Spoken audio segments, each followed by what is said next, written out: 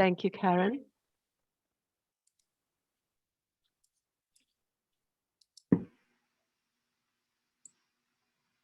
Okay. So, welcome all to this of our third Social Engagement Committee webinars. And the theme, if we could have the slide, Karen, the theme for today.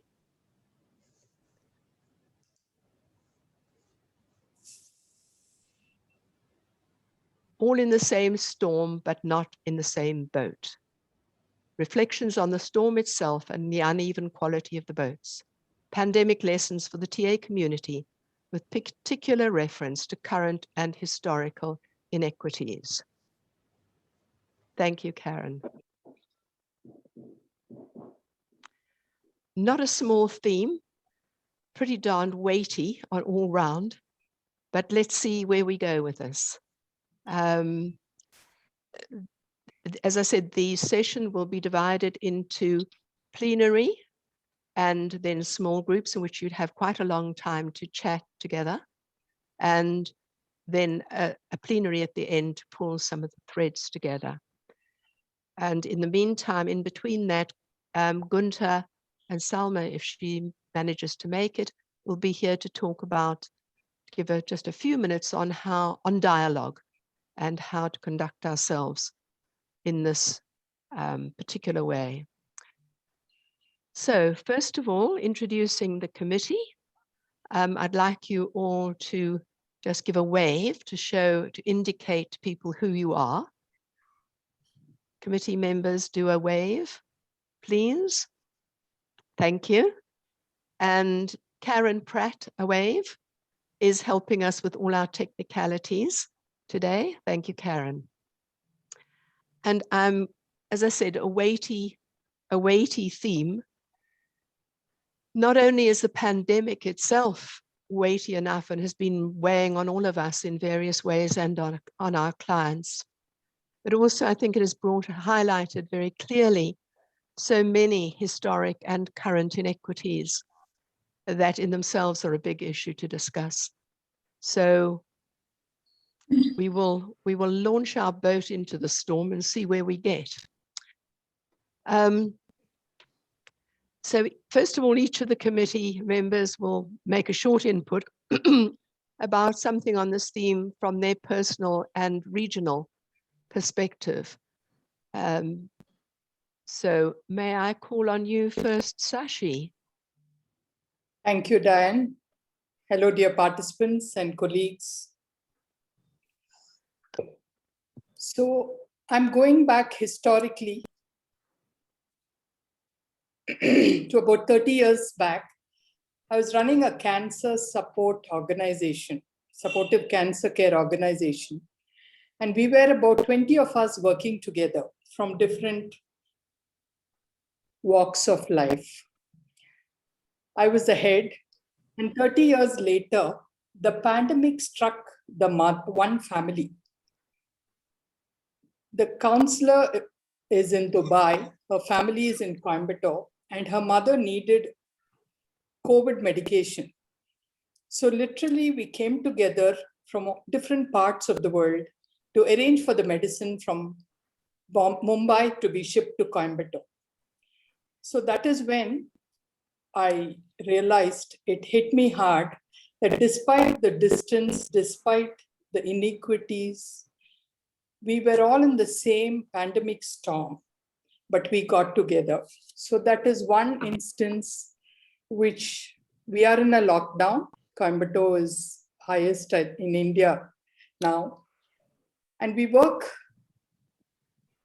quite continuously, more so now, because reaching out to the different sections and segments of society. So all inequities are literally addressed and taken care of in our institute.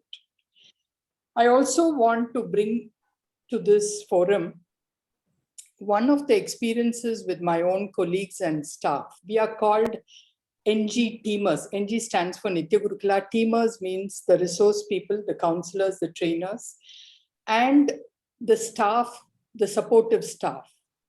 Now, we've been working for close to 15 plus years.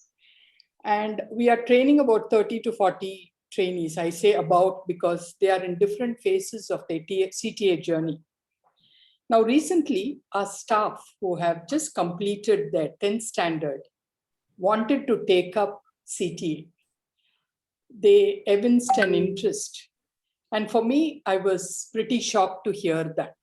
Shocked because one is the language issue that came to the forefront. They are largely, in India, we call it standard. It's not a grade. So they are 10th standard pass, all three of them. And due to economic reasons, they couldn't continue their education. They had to support their families. This is when they were young. So the challenge that I'm facing now is, how do I equip them and train them to become transactional analysts? For me, I love the challenge, but at the same time, it's quite a daunting one, which requires translation, etc. So from my side, this is what my experience. And I find that one of the things that has brought us together is the pandemic world over. I feel more connected with you, my colleagues, and people from across the globe than before. So one common factor that it has brought is the pandemic. I usually don't focus too much on the inequities because I believe it's part of nature. We give it a title, inequality. I'm not trying to gloss over it, but it's bound to be there because we cannot be equal all the time to everybody. So it is not about managing or handling the storms. Storms are going to hit us. It's, for me, the challenge is, how do I keep myself floating in it and ensuring that people along with me, beside me, float along. Thank you, Diane. I'm through. Thank you, Sashi. Welcome. Gunther, could we hear from you next? Yeah, I want to add 4 points. The first point is in our region, German-speaking countries, the conditions are very much better now. We have, there are some restrictions to wear a mask inside of buildings, but everything is open and you can move freely all over the places. The second point I want to mention is that there was a quiet division of the people in the country.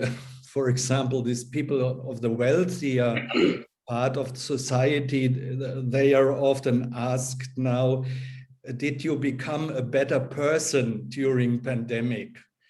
In the way that people had some kind of sabbatical and therefore they had the chance to develop themselves. That is for one part of society, maybe more the intellectual people. On the other hand, there's the poorer part of the society, people who had to survive economically and psychologically. These people are on the other side, but this is not mentioned that much. Also in Germany, it's not talked about that the risk of pandemic was not equal.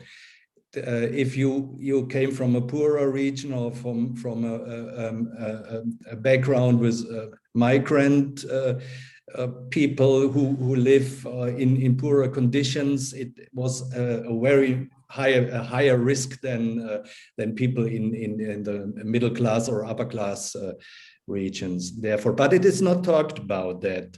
The main topic in German discussion is still about discussing about how to talk.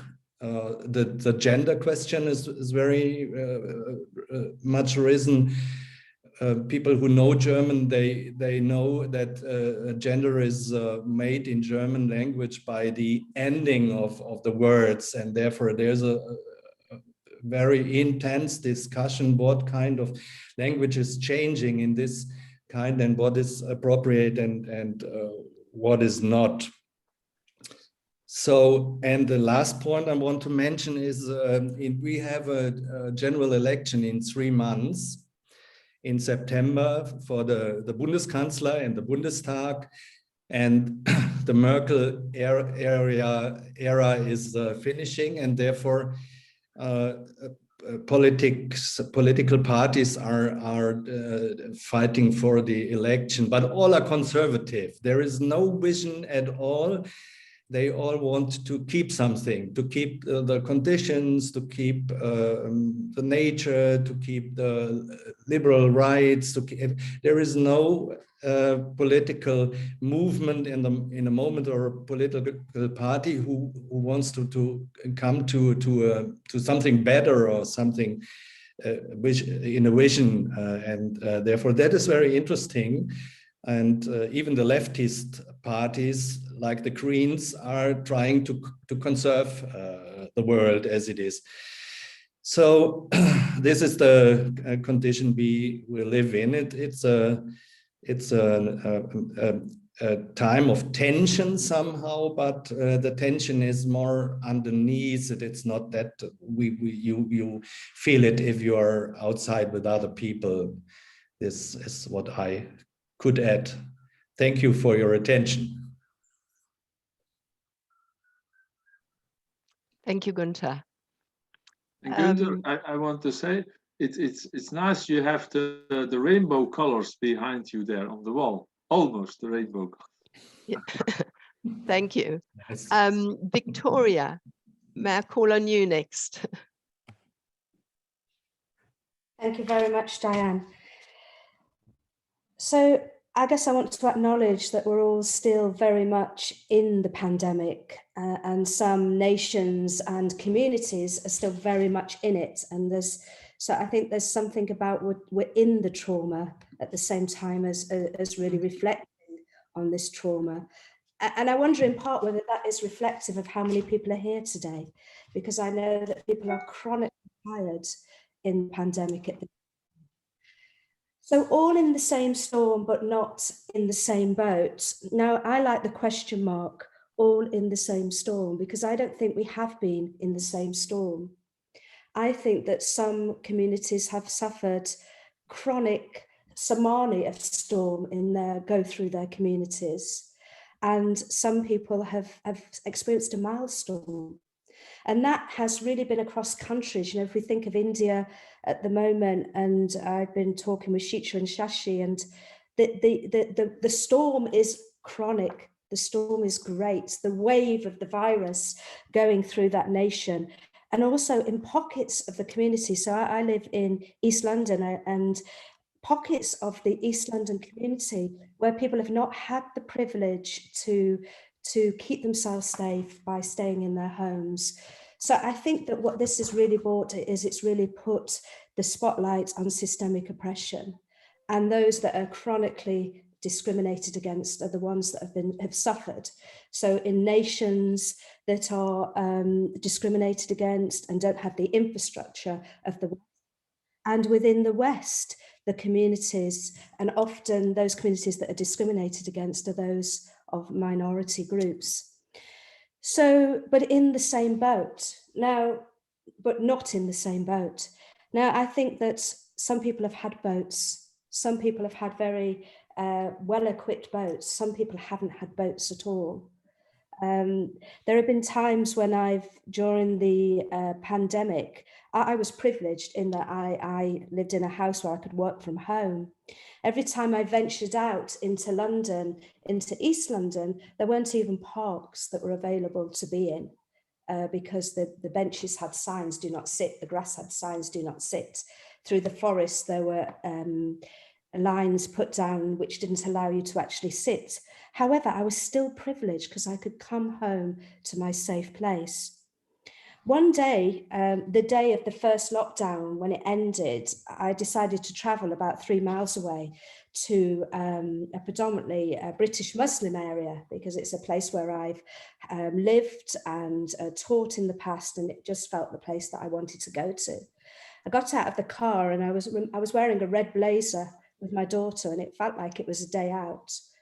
only to find ourselves in this place that had been chronically devastated, and to feel the death, the palpable death in the air, everybody wearing masks. At that point, we'd taken our masks off in our area. I got to a stall, a street stall, to buy henna, and the woman looked at me and she said to me, "Do you know that COVID is real?" And in that moment, I felt my privilege, my multiple privilege. And she looked at me and she told me about the death of her mother and her father and her brother. Now, I've seen this within the TA community in terms of, I have an institute in East London, and the COVID has changed the face of the institute, or indeed changed. It began in the community, in the library. It was a community-based project, and it was about inviting people in from minority groups and those discriminated against, and making a training that was much more representative of diverse London and diverse Britain. However, during the time, with moving online, it's become more privileged, because if you're online, you've got to have a private space, you've got to have internet, you've got to have a device.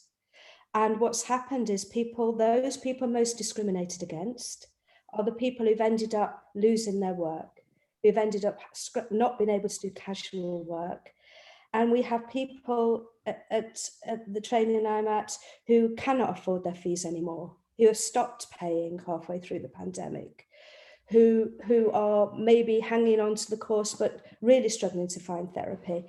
So I think in terms of the lessons for us, I think there's something about this pandemic has brought a sharp focus on systemic oppression and the inequities, and it's brought a sharp focus into our community. So on one hand, yes, there's been this opening up of inclusivity online, and in another way, I think there's something about my last sentence would be, is what responsibility are we going to take as a community to support those in our community that have been so chronically oppressed and discriminated in this pandemic. Thank you. Thank you, Victoria. Indeed, much to think about in what you've said. Has Salma joined us yet, Karen, or not? She has. She has. I can't see on my screen. Salma, would you go next? Yes, good morning. I think I sort of echo the sentiments of my colleagues around the experience with COVID, the marginalization as well. I'm thinking about this idea of being in the same boat.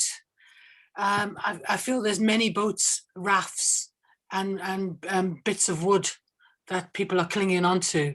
I think the analogy is an inspirational analogy. We're not in the same boat, and I think That's not what it says. Sorry.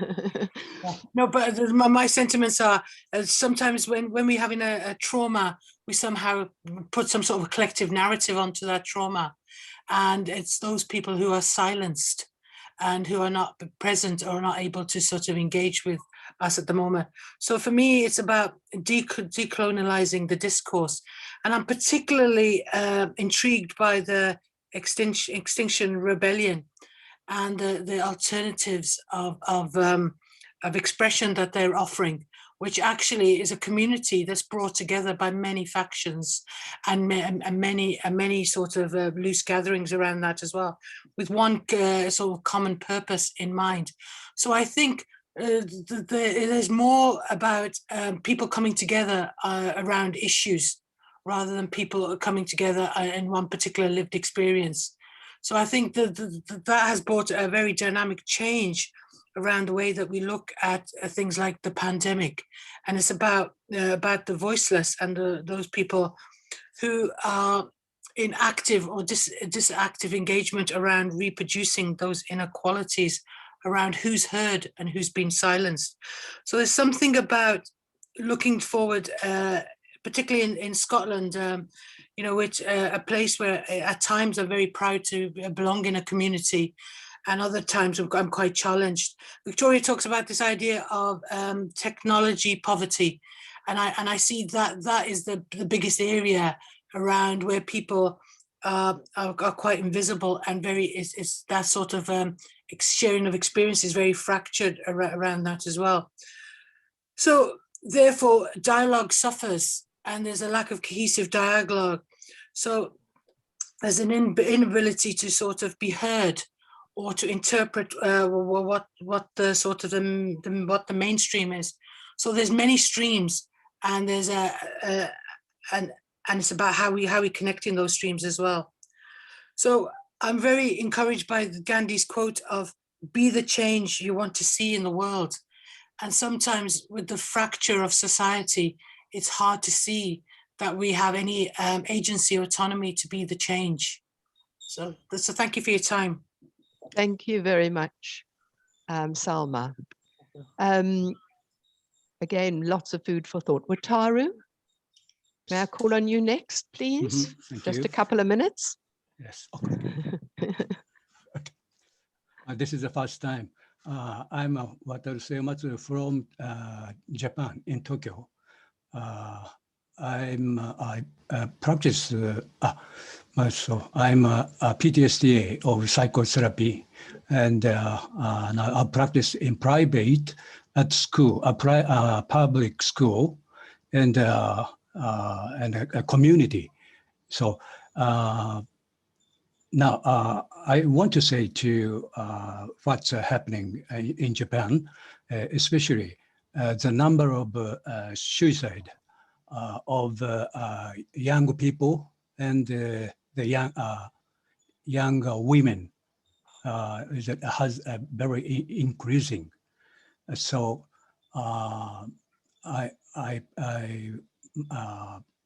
as a school counselor, I meet some students who are saying to make themselves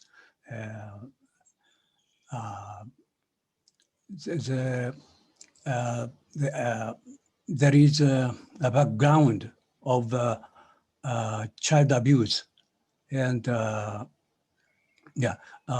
some people said so about trauma. So it's a very important, and the young women's suicide is under poverty and less caring at home, especially domestic violence, and so on. So now today I want to share non-violence. Non-violence to me is unconditional love. So I'm looking forward to sharing you today. Thank you. Thank you very much, Wataru. So important to get these perspectives from all around the world. Is there anybody on the committee who hasn't spoken yet? I don't think so. No. Okay, my short piece. I am going to speak very personally today about this because I think I feel as if I have likewise been in a privileged sort of capacity and managed to keep my little local boat afloat quite well despite everything going on around us. But I've been very aware of the fact that South Africa is a society in which there are two very different worlds living alongside each other or in close proximity and interconnecting here and there, but also still very divided. And people within the Black, particularly township communities, are very much more at risk than people in the previously white or middle class communities. And somehow I was personally relating to that, managing to help where I could, dealing with it, feeling worried, but managing to be on top of things. until last night when we had our most recent very severe lockdown. And I saw the numbers and the spike in particularly one region in South Africa doing exactly what the Indian third wave spike had done earlier, and people being turned away from hospitals and the overwhelm of our health facilities. And yes, the sense of overwhelm really hit me last night. And yet I personally have not had to deal with a loss, a family member, even somebody close to me being particularly ill. Some have had it, but not very ill. And so this divergence of experience really hit me last night. And I thought, what do I do about this? Where do I go about this? And for me, it is about finding what I personally can do as a human being in my society, and also professionally to help those around me who are going through trauma with me, and to do what I can to keep myself, as Sashi said earlier on, I think, stable enough to be still of use and help to other people. And in this regard, last night I found Willem Lammer's logosynthesis protocol very helpful in stabilizing myself again, ready to carry on with what needs to be done. I think it was given in the article that he wrote for the script a few months back, but Chitra will also put it up on the chat for anybody who wants to follow that as a sort of helpful healing practice for oneself. And in fact, I experimented last night with saying it on behalf of my whole society. Whether or not that will be of help, I don't know. So thank you all. Before we go into Diane, yes, Chitra hasn't come in yet. Oh, Chitra, I'm sorry, I'm staring at you, Chitra. Thank you, Chitra. Please come in.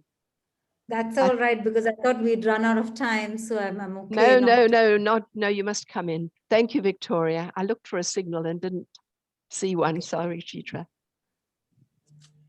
I think I felt the overwhelm right now itself in the here and now, like how I think me as well as a lot of us as those in our country have been experiencing this huge amount of overwhelm with the second wave of the pandemic. And very quickly, some of, at the economic level, at the psychological level, at the social level, I think our healthcare system in every possible way, I think the impact has, and I'm using the word hit us so strongly, because in February, we really assumed that, hey, things are just going to move on and we could do all that we have dreamt of doing over the last year, which we haven't done. In fact, we were just back, for friends of mine and us and me. We were just back from a nice, cozy, lovely holiday. And we came back and we went right into the pandemic. Just wanted to share some terrible figures of our devastating effects of the pandemic. Our unemployment rose from 6.7% in March 2021 to 26% in April first week. In a month's time, we had 20% more of unemployment.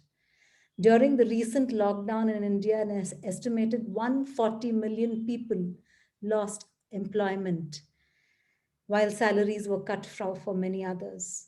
More than 45% of households across the nation reported income drop compared to the previous year.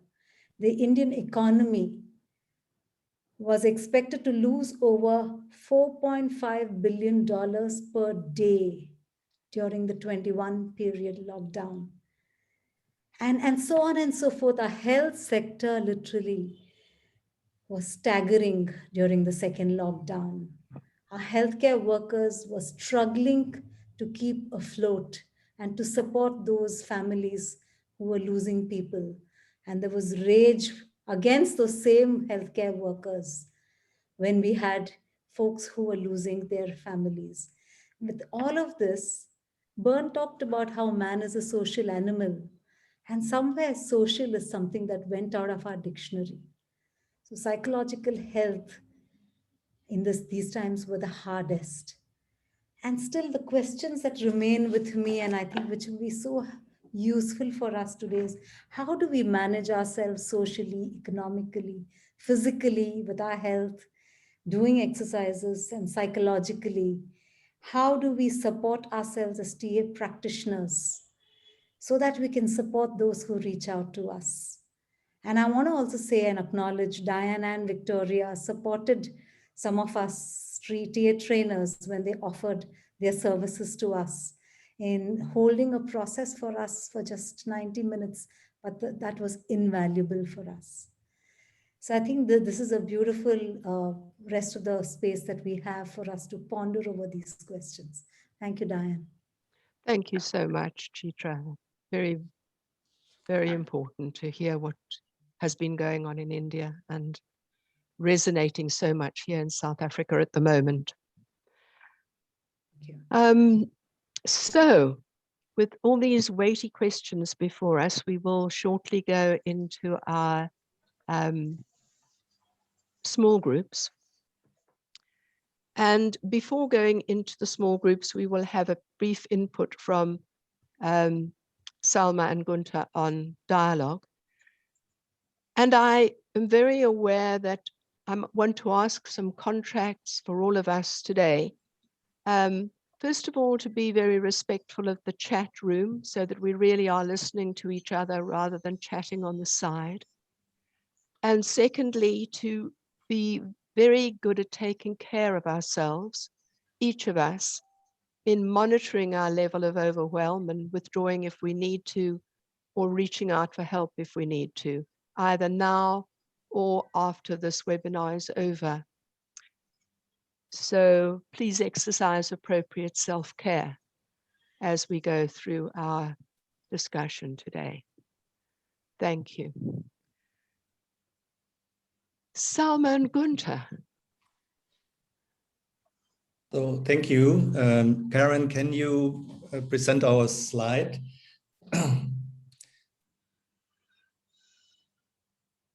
I'd like to begin and make myself very short.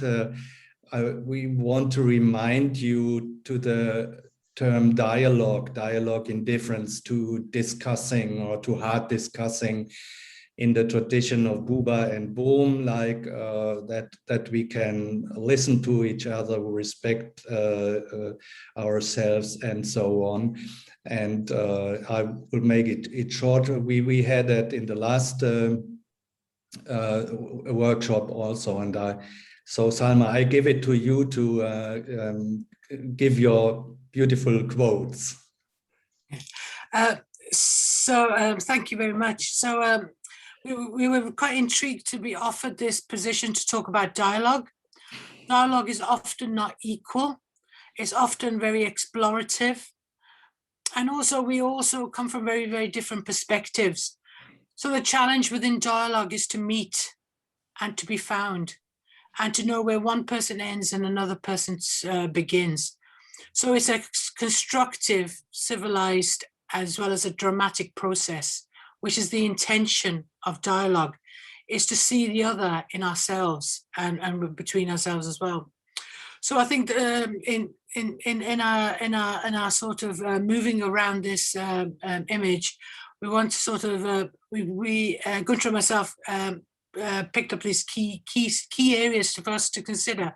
The first one is that the TA philosophy is I'm okay, you're okay, we're okay, yeah, and we want to sort of move away from this idea of splitting of them and us, and put ourselves into more of a integrated whole. And so when everybody sort of introduced and talked about the different perspectives and the different views and the different experience they've held, it's somehow it's about meeting in the middle of those and finding the other. We need to suspend beliefs and judgments. And as we choose to slow down, let's pause, step back, allow our minds to unclench and open up to new ideas, and we can suspend our judgments. And it's in coming from a position of unknowing is what we invite you to do from that as well. Next, we move to the speak from the heart. Speaking from the heart is about the internalized and what the psychological and the moral space offers. We ask you to sort of put aside or to express feelings of repression, denial, or restraint. This is a space which is open. There's no pre-agenda, no set ideas. We invite you to bring the whole of yourself, and the group will hold that. Then with that in mind about holding everybody in that space, we look at the idea of relational ethics. We have stored up histories. We are part of systems of knowledge. And many of these systems since have been reclassified as oral traditions, and also rather than just mere histories. So in these oral traditions, you can look at the COVID and where we come from and our experience and the knowledge that we bring. So also we come as individuals, we come from groups, we come from systems, and also we come from nations, which have morals and codes and ethics around that as well. And some of those, sometimes we sort of cross that boundaries, or we blur that boundary when we meet the other. And so we ask you to sort of pay attention somatically as well as cognitive around that possible blurring as well. So listen, as Gunther says, is from the Buberin idea of observing the I and having the empathetic ear of thou. And it's about meeting that sort of I'm okay, you're okay, we're okay in this space as we create this constructive act. Thank you. Thank you so much. That's very valuable input, and I hope will help all of us on the in the small groups. It might be useful as we go into the small groups, Karen, to have or once people, just before people go into the small groups, to have that's it. Thank you.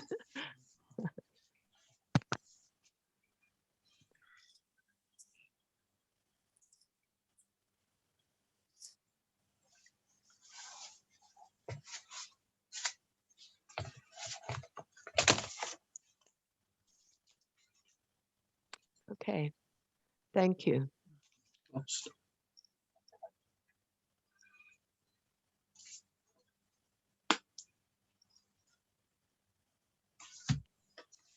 Are you going to tell us, Karen, about how we go into the small groups? Sure. So you're divided into groups of 5. Some have got 4. I'm just seeing there's one group of 3 because I think the numbers have shifted a little bit. So if you give me a few moments, I'll just add those groups of 3 to the 4. The thinking was 25 minutes. We're starting a little bit later. Is it still good to have a good amount of time for the conversation? What's your sense? I think we must leave time for the plenary at the end for the coming together. So I would think perhaps we go for 20 minutes? 20 minutes. Okay, sure. So 20 minutes, it would be great if you choose somebody to give a bit of a flavor of your discussions. It's not going to be a report back as such, but a flavor of what were your conversations about. I think that's all I need to say. After the small groups, we will be going into a short 5-minute break. Thank you. We'll come back together just to make sure everyone is still back. Yeah, yes. It's back, and then we'll do the 5-minute breaks. I've moved the people who were 3 only to groups with 4. I think the committee spread around. If you happen to fall out of a group because of your technology, don't fret. I will be here. I will pop you back into the room you were with. It would be useful if you take a note of the number on the door of your room, as it were.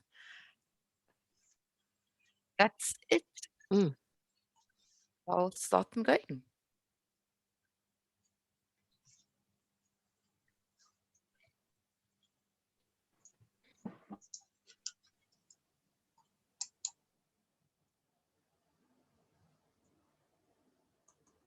Again.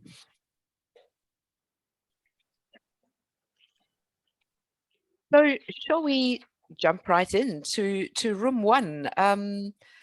You've had silence, you've had dialogue, some sort of a sharing of what feels needing to be voiced in the big group from your small discussions. You know who you are in room one? Who would like to say something? Yeah, I'll go. I was in the room one. I'm Kausalya from Coimbatore. We had 5 people in the dialogues. So most of them were talking about how we all experience this loss of connectivity with the people. And let me go one by one. So not meeting the TA community people face to face is itself a loss, and meeting them through Zoom online is sometimes not so very enthusiastic, and most of the time people has to be in the adult ego state, and very few functioning of child ego state is happening. So the energy is being drained, and the less participants is also not motivating much for a TA community to learn. So another good aspect in this is said by Jessica from Singapore. She said the TA philosophy, people are okay, which holds the equity and inclusivity, has become very popular, and during this pandemic, so she said through her practice she is able to do that. And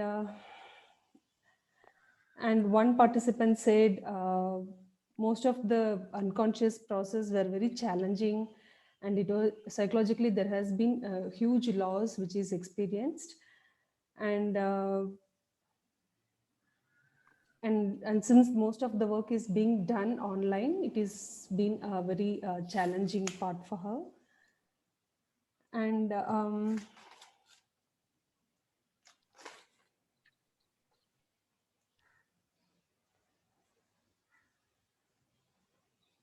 yeah, and one participant said how this shifting or adapting ourselves to the Zoom is itself a new learning, and what to take positively and healthily to look at it in a positive and healthy way. So it has given us some learning, of course. And he also shared one example where an 8-year-old boy is now feeling very anxious to play football, going outside and playing outside. Instead, because all his friends are playing in the video game, so he finds odd to play outside. So how life is being changed and the reality is changing. So what will happen after this pandemic period in their life course? So these were thought process, and it's also very overwhelming to hear about the third wave. And for some of them, it is easygoing, and it has been okay to have Zoom meetings or therapy, because even in Zoom we can address the emotions, the energy levels. Diane said it would be these Zoom meetings and Zoom conferences would open some more new avenues for people who couldn't afford or come to different or travel to different countries. So by this way, we could help each other in our community to grow. And I said, I take this opportunity to educate people by teaching TA or some kind of psychoeducation. Yeah, that's what we've discussed here. Thanks, you. Kusenia. Yeah, thank you. Sorry if I had missed something, please add on time. No, that's fine. Yeah, thank you. So moving to room 2, and if anybody wants to add a piece to their room's report back, I know you would have come in. So room 2, who would like to share something of the flavor of that?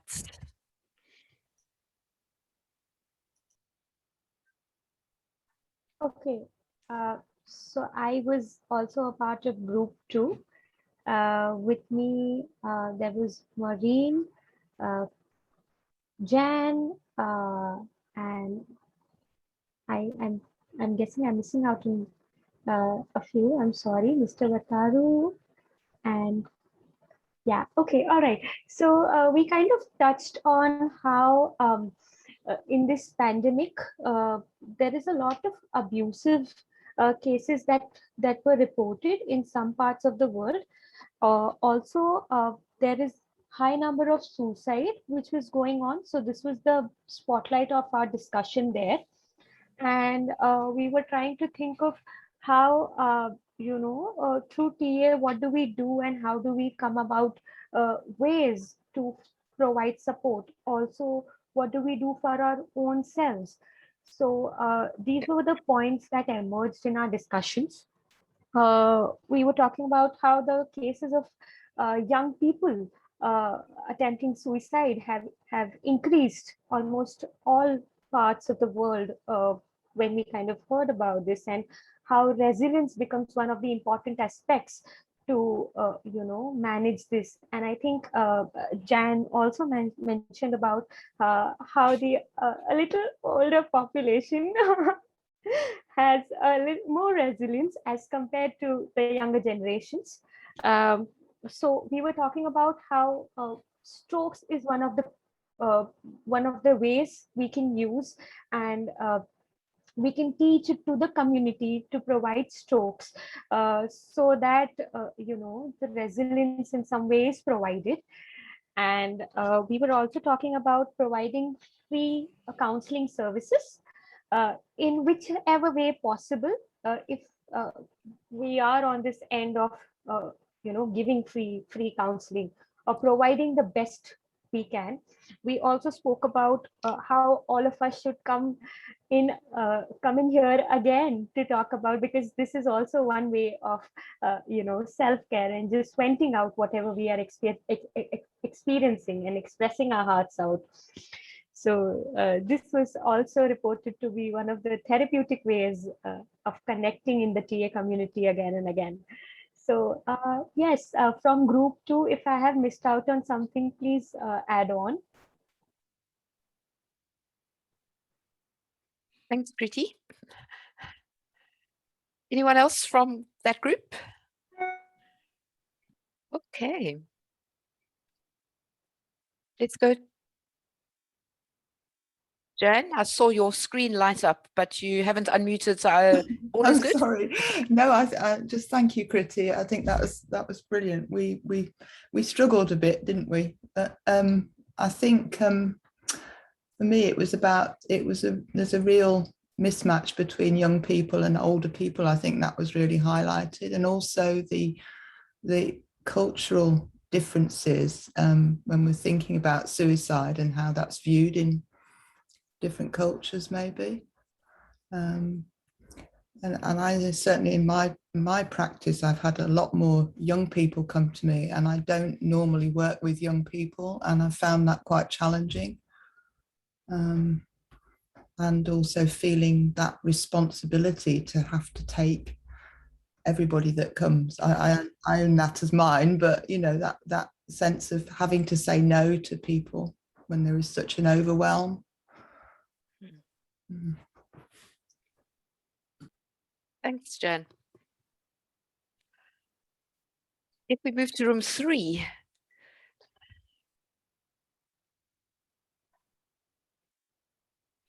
Five people were there. Who would like to give some flavor of what was the dialogue?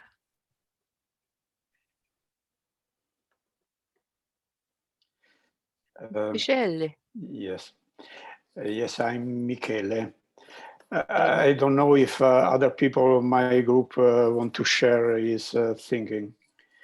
Anyway, what I want to say that the experience was traumatic for all the people in the group. Personally, I believe that although we can give this storm the same name for various reasons, including political ones, it has not affected us in the same way. And I think that each of us can ask ourselves if he felt respected by his leader, for example. One participant of our group said that she had become more selfish.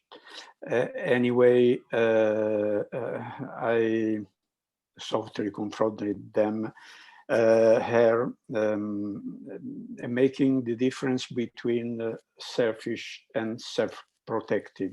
Hard time can require to be self-protective.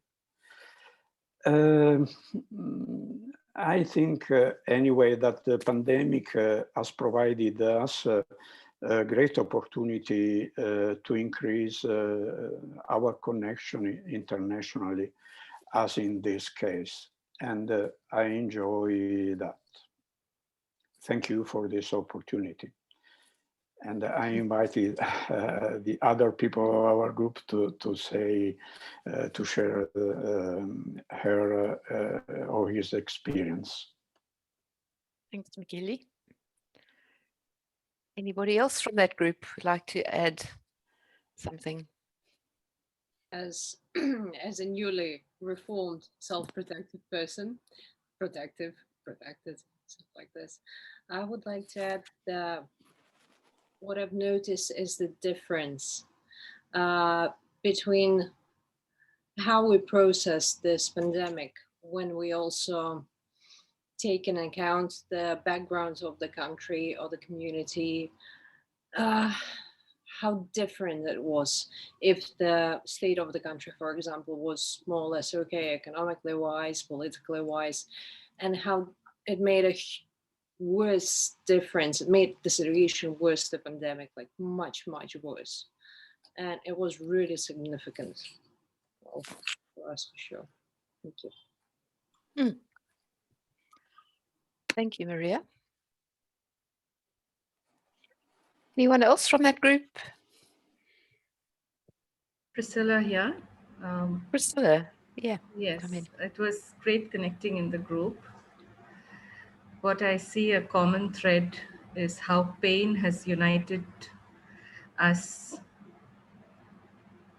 what pleasure could not do in the past. So we as practitioners, we shared how we are holding our space and what we continue to do to ourselves and others. Thank you. Thanks, Priscilla.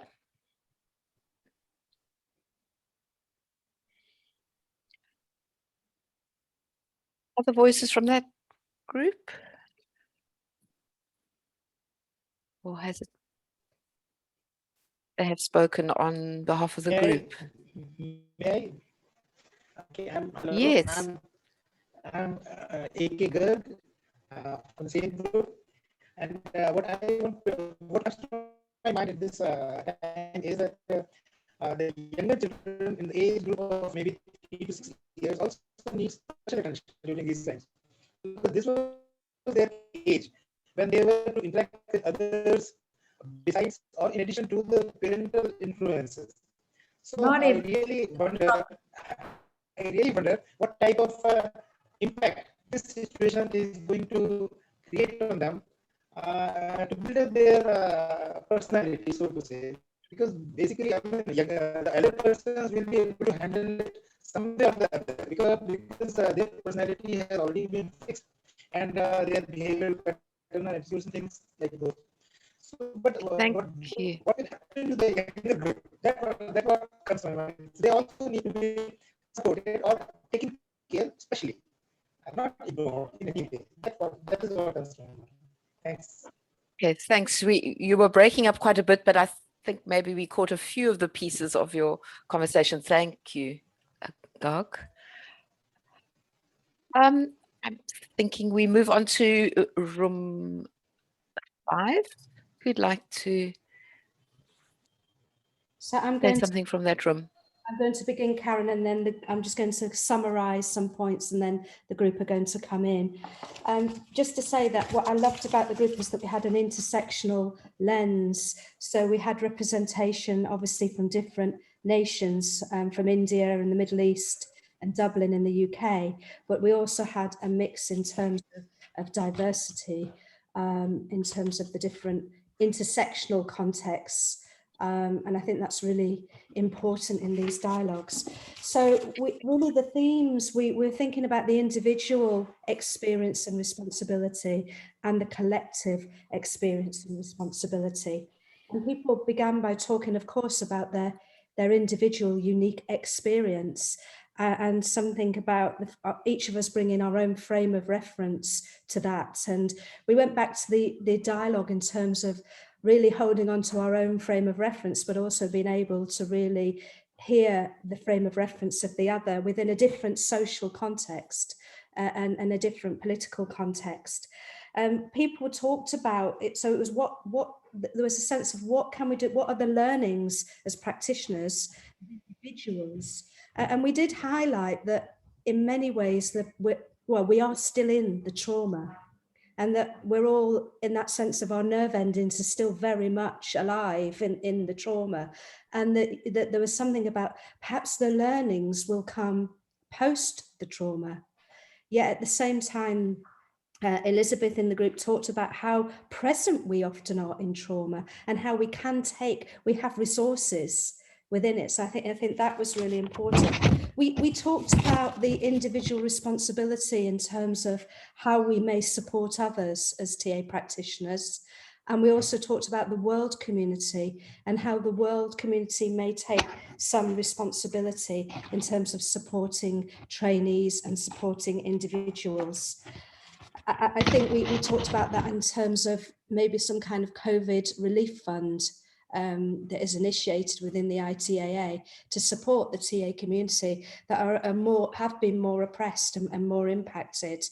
We talked about technological privilege, and it had a bit of a it was a two sides of a sword in a way, where the technological privilege of being able to be in contact and having the privilege of what I think it was Elizabeth talked about, the privilege to be secure and those that are insecure, and in terms of their context. And I think that so on one hand there was those that could be online, but then very much we also talked about that actually being online, not only is that not accessible to some, but also it's a different experience. And with that brings a loss and loneliness and grief and despair and connection and not connection. So I see you, I don't see you, was what was felt that we were holding. So there's a real flow between seeing, not seeing, privilege, oppression, secure, insecure. It felt like that two sides each time. And of course, sharing personal experiences of being emotionally impacted, loss. We're all in a loss. So I'm now going to invite the rest of the group to come in as well, please. And that's, so we've got Will Daniel Braham, Elizabeth, Sam. I think you summed it up all really nicely. The only other dyad is the individual and the collective. But everything else you summed up beautifully. Thank you, Victoria. Thanks, Will. Karen, can I just share a chat message? Please do, Chitra. Maureen Felton. She reflects on Maria's thoughts. I think there have been huge numbers of people who have literally disappeared without being news to the rest of the world. the poorest countries, so many lost without any accounting. I think that's so profound. Yeah. Totally an experience. Yeah.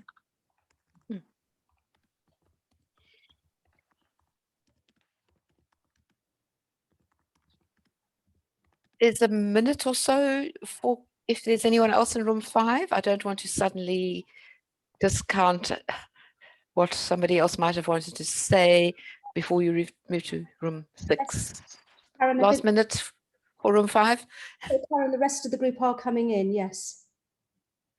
So there's a minute left. That's a minute, yeah. Summary. Who would like to come in? Are you coming in, Elizabeth? And I'll just add a comment in there if I can, Victoria, and I would agree. I think you did summarise it really well. You know, even while we've just been talking now, this issue of privilege, you know, and whilst I'm connecting with my family in the UK online, there's a whole host of people here in the UAE that don't have the ability to do that, you know, so it's about, you know, understanding things from their position. Whilst it seems bad to you, it's obviously a lot worse for other people. Thanks, Rolf. Also on that line, I like how Victoria put it in a very nice perspective when she was speaking about now communication or technology being a privilege and yet not being a privilege. And this is where I shared that as an educator, we are teaching online. And even though it is a privilege, it is still a barrier because I see you and I still don't see you. You don't feel that to the students. So yeah, thank you, Victoria, for putting it in so nice words. You articulated it very well. Thanks, Samson. I'm going to invite the next room to come in so that we can keep the space for everybody. We're halfway through the feedback sharing moments. So room 6. Hi, that's me to report on room 6. A theme of ours was about balancing loss with gain. That yes, there have been a lot of very real losses, and one person speaking about this had been bereaved, a family bereavement, and other losses, and yet he was able to identify what some positives too. For example, that some particular people have been able to access therapy in a way that has not happened before. But others, somebody else spoke about loneliness, including professional loneliness. And yet, like today, we've had the opportunity to be connected in a different way now and in previous meetings hosted by the ITAA and the European Association that has brought us together around the world. And maybe that's opened us up to a different kind of empathy in terms of our awareness of many different situations, different challenges. Even this morning, you know, hearing from Sashi and Chitra and others, just how challenging these times are. So it's maybe expanded in some ways our empathy and our awareness of others. I mean, I'm speaking from a very, I think, privileged situation for a number of reasons. But, you know, I was touched by what Wataru said, reminding us that home is not a safe place for a lot of people. There's been an increase in domestic violence and probably in child abuse. Those who have been literally trapped in their homes in unbearable circumstances. So there's this mixture of both loss and challenge and suffering, but also some gains as well in terms of new ways of connecting to overcome this fear of being cut off. And yet we're all still living with a lot of fear and anxiety. So I'd be happy again, you know, for other members of room 6 to come in and add to these comments. Thanks, Alistair. Others in room 6, they are still 2 and a bit minutes.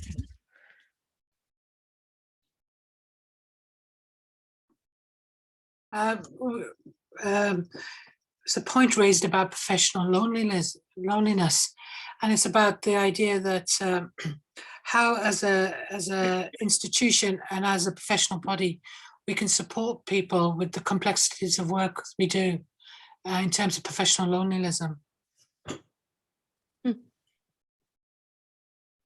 Thanks, Salma.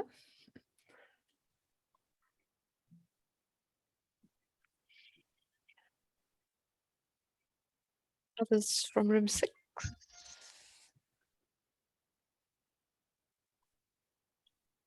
Let's move on to room 7.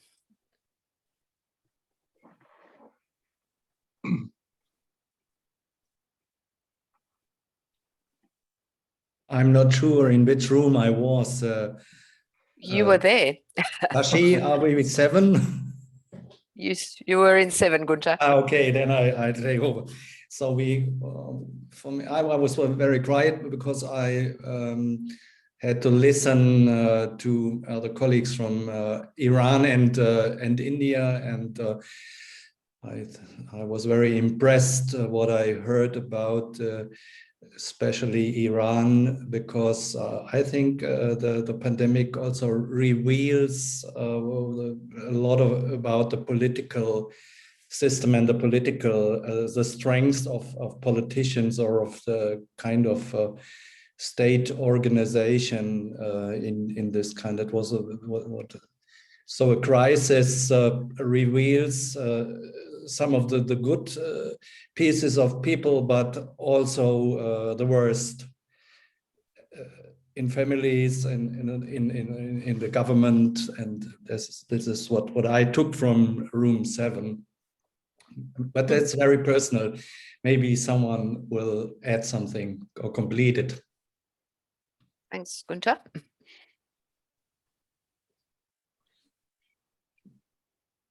Few more moments if somebody wants to add or complete with the invitations. Hi everyone. Yeah, I guess. Yeah, what Gunther just shared was about our room, and especially about Iran and actually India. We had extra pain, extra suffering, accepting that from the government and the politics, you know, because the numbers were not quite clear, and there were so much denial at first, and the cost that people gave to this pandemic could be more or less if some people took responsibility and you know, took the unnecessary fights down with other governments. And yeah, as a person who lives in Iran, there are observations that I see drama triangle is going on again and again. And I wish I could expand my knowledge to others more efficient, you know. It's been about 5 years that I'm really interested in this area in TA, and quite a short time that I'm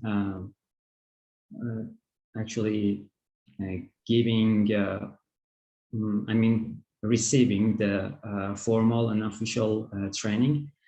And yeah, I hope in the future we have more TA practitioners in here and help people to increase their awareness and getting out of this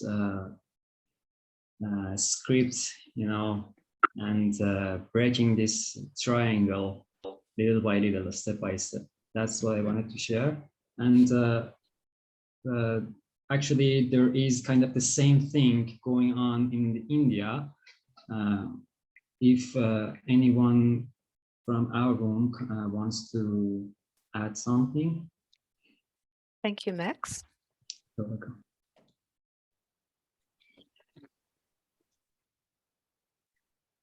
Few moments before we move to room 8. We've only got about 30 seconds to I'll make spread it the very time. quick.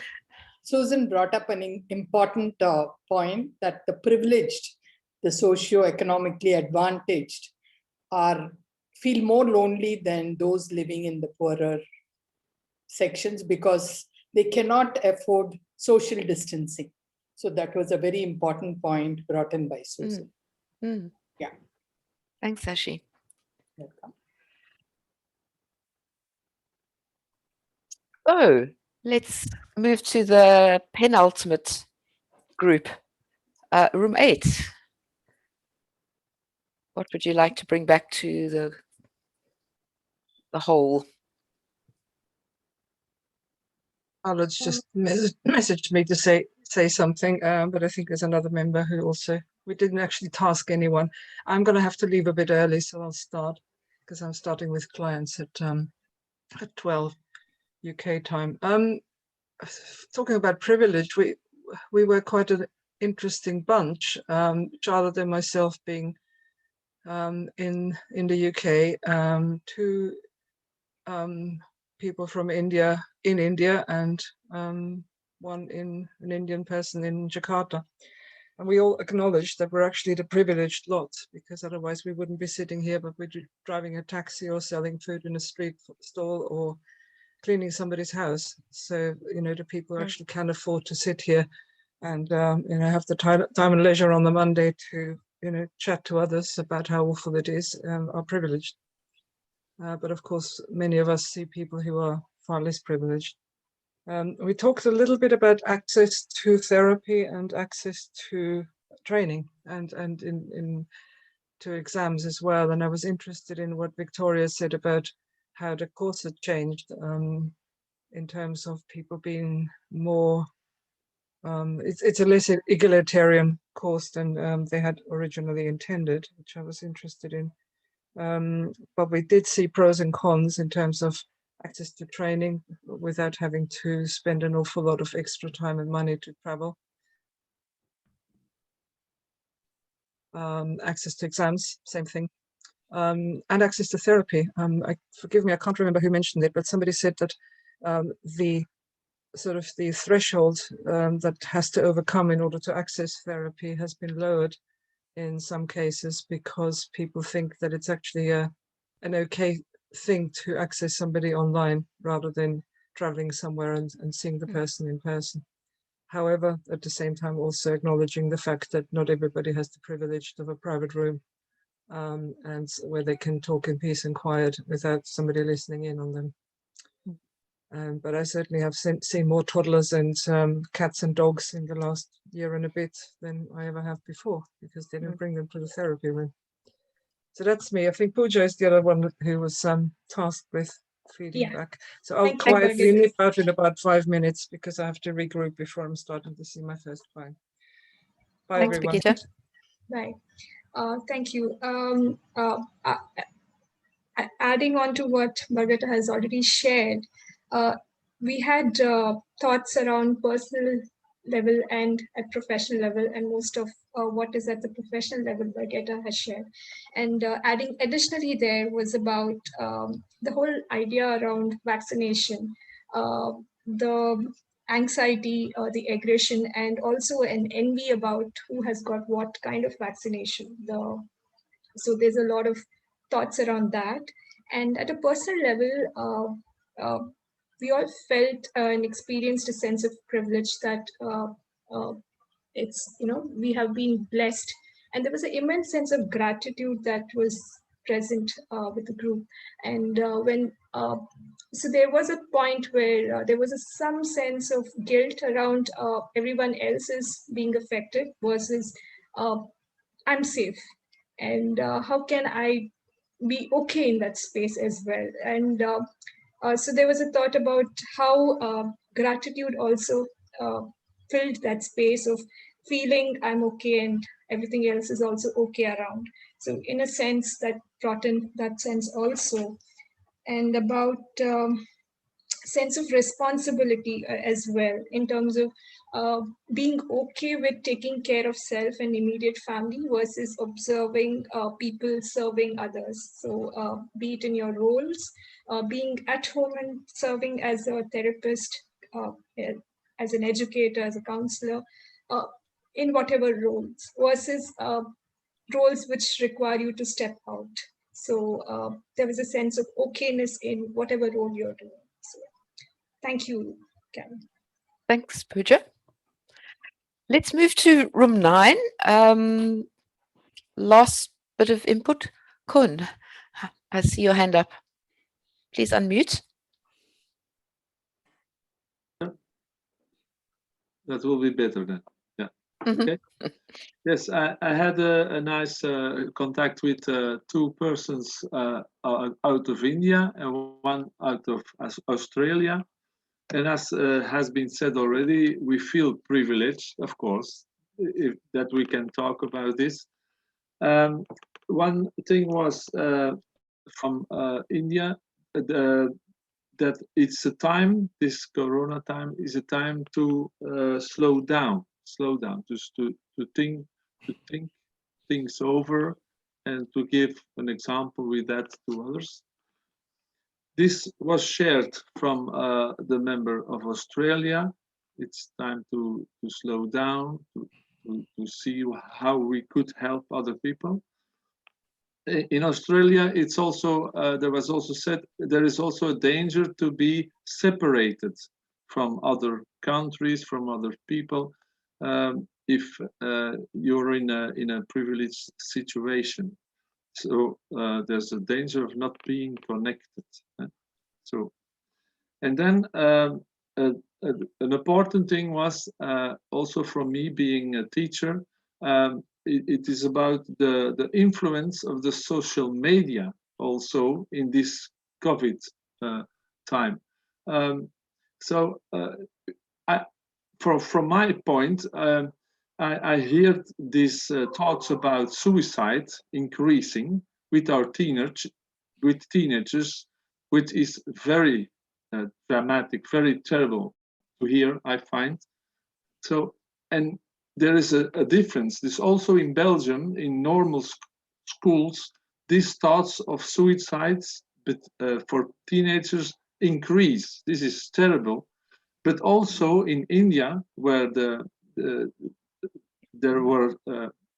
situation is worse, it's much worse. Teenagers hang themselves. It's as a TA person, I find this is shaking the world to hear. So, but I learned something. So this generation, these teenagers, is the generation who always had social media. They're in that time. And what is the influence then of the social media on these bad ideas of suicide? This is this needs some research or some thinking about, because my idea was that this social media really gets the people off the ground. They get unstable, and therefore it helps the thoughts of suicide. But another idea in the group was, and I learned from this, that social media also is the only connection that sometimes those teenagers have with the world, with their friends. So there is really a big contradiction in that, a big dilemma. There's a movie about this too. There's a really big dilemma for that. And then I want to end with some other things. Yeah, so we also put the question, where are we angry about? And there was an idea, I am angry about the non-believers of COVID, especially political people who say this does not exist. There I am angry about. And another person said, I'm angry about political systems. That they are not able to help people, very good. And then an ending message was to give an option, to have hope. We should not discount. We can start helping if there's no discount of things, and we should think about how to prepare for helping other people. So with this, I wish much courage and success for all helpers of people around the world, and especially for helping people around this item of suicide. Thank you. Thanks, Gunther. Karen, can I add on the chats? I was also Please, Chitra. I think it's a very interesting discussion in response to what Cohen mentioned about teenage suicide. So Maureen Felton has talked about the increased suicide in young people is a serious aspect. A society where the young have no hope is on a self-destruct path. And Colina has talked about how she works with the police and definitely more young people killing themselves. And this is confidential to this group. Loss of future and a sense of hopelessness. And Victoria has also talked about how she receives 2 or 3 referrals for teenagers every week. And we have to acknowledge that anxiety and despair in teenagers is a healthy response to existential threat of COVID. And I personally, in fact, spoke about my daughter who's 19, and she does a lot of social media. And often she says that's the only way that she can remain in connection with all her teenage friends. And I somehow think that it's contextual and it's a way of coping and managing social isolation. So I think these were very useful and important, chats to keep in mind. Yeah. Thanks, Chitra. We've completed the rich feedback from all of the rooms. Diane and the committee, over to you for the final pulling together of threads. Well, I will start and then see who else wants to come in. There's so many threads that I don't think I can begin to pull them all together. But what I am struck by is the difficulty of working with and working through a trauma that you're in the middle of with actually no end in sight yet in many countries. So this is extremely challenging. And what I'm heartened by is the quality of the TA community and the resilience and openness that people have shared today in not only how they're dealing with it themselves, but reaching out to colleagues and also the work that they're doing within their own particular communities in their own regions. So I feel very touched and grateful to be part of such a community. Thank you. Any other committee members like to come in here to respond to what we've heard? If it's okay, Diane, I'd like to say something. Mm-hmm. I would just like to say there's a lot of merging themes for potentially to explore in terms of research, as well as also to set up some sort of action research where we can share existing research. I've just put in the chat window some of the key research documents around suicide in teenagers. So I was wondering whether there's an opportunity that we've identified here about making accessible research and meaningful research available to research practitioners as well as practitioners. So practice-based evidence. So I think as a committee, we can go away and think about that and hopefully coordinate something around action research or sort of a journaling club where we could look at sharing papers that are available on certain key themes and stuff as well. Because on the committee, I have the responsibility to do with research. So I think if people have thoughts and ideas in that area, please do share them with me directly or with the chair. I could put my email into the chat box. Thank you. Thank you, Salma.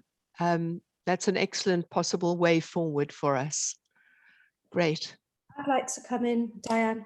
Yes, Victoria. I think for me, what's been really important is the dialogue around privilege and oppression today. And for me, there's something about really embodying intersectionality. It's like we can talk about theory, but actually how do we embody our experience of holding privilege and parts of self that are oppressed, but also really see the multiple oppression that others experience. So that's been a really important thread that I've heard all the way through. For me, it is about action on the ground. So at the moment, I'm running groups for teenagers and their parents, and I've had meetings with the Education Authority, with the local council, with MPs, with teachers in my area about how we support teenagers. And I think it's on the ground how we can offer maybe psychoeducation groups, community groups for all the different people. We have lots of different psychoeducation groups running for carers, for Muslim community, Black community. And how can we, as transactional analysts, reach out into the community? We can dialogue about it, we can write about it, we can research about it. But for me, it's about the action. Thank you. Thank you. I'm sure many people from around the world are sharing your view, Victoria, and busy with many outreach programs. Chitra. I also think that, there's a fine line between tolerance and resilience. One can be unconscious how tolerance can be just to continue to be impacted and not take a notice of it. And resilience is something that we consciously build so that we manage this contextually, the whole pandemic situation, in a manner that is important for us and being mindful with it. So I thought that also came alive in our group to that extent, and I share it here. Yeah, thank you. Lovely, thank you.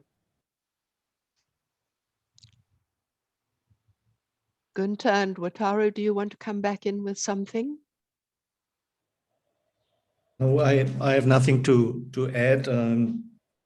Fine. In terms of privilege, I feel very privileged because on our country, we somehow, this German machinery started slow, but then it covered the whole thing, and even they went through the areas in the big cities and gave Johnson vaccination for the poor people, and it took them some time, but so we are a very social country in this kind of, and I really appreciate that too.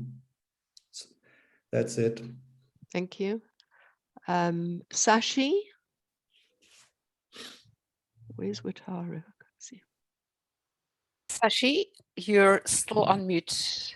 Sorry, yeah, I second what has been said by my colleagues.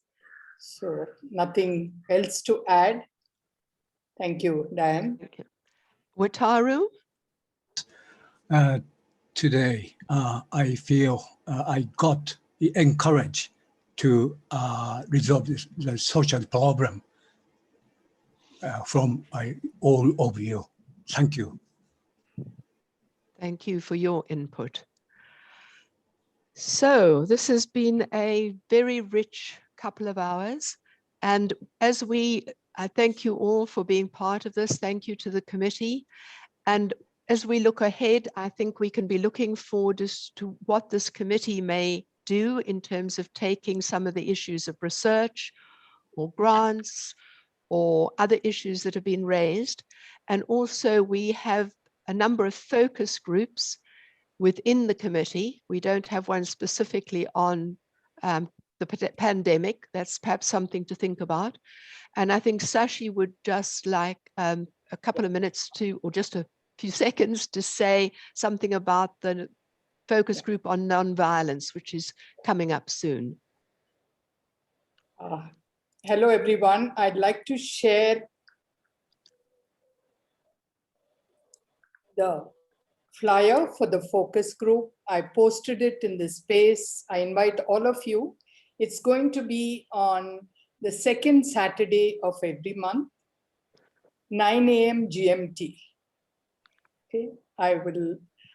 Excuse me, GMT.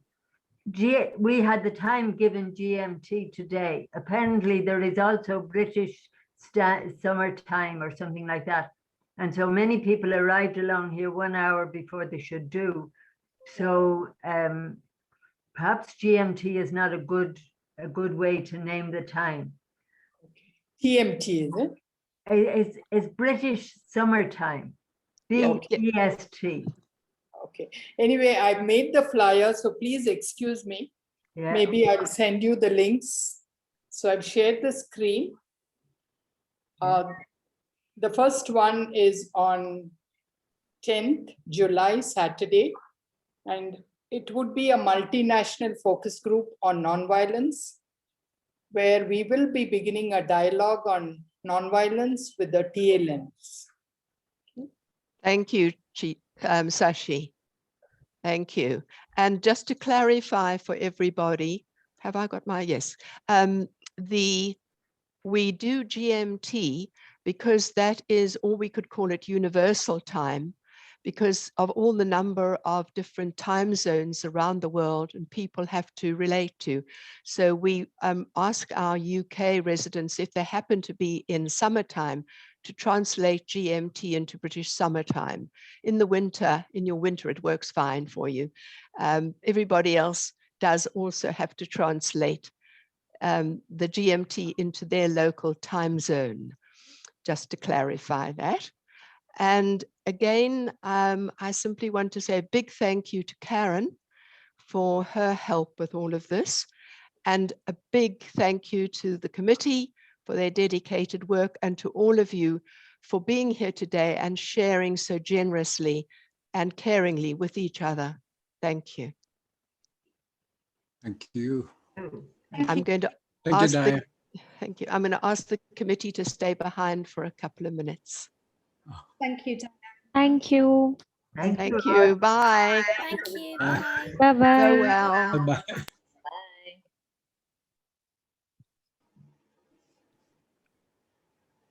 Thanks. Thanks a lot. Wow, great. Thanks. Bye.